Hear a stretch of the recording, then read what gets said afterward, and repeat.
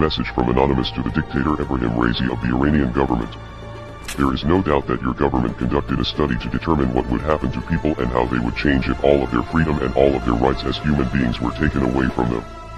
Over the past 44 years, your regime has subjected the Iranian people to violence, theft, torture, sexual assault, political repression, and murder.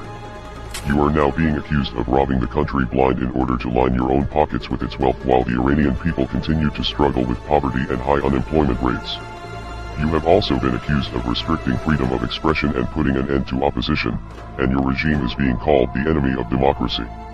Your regime has a long history of practicing cruelties toward its female population, one of which being the use of violence against women. Mahsa Amini is the last person to fall victim to a murderer employed by the so-called morality police of the Iranian regime. Because she did not adhere to the regulations on the wearing of the headscarf, Mahsa Amini was subjected to brutal beatings in the middle of the street and was ultimately put to death as a result. The so-called morality police are affiliated with the Iranian state and your regime continued to ignore it. This absurdity proved to be the final nail in the coffin. The Iranian public has been mobilized, and the streets are currently alive with cries of liberty and the cheers of courageous individuals.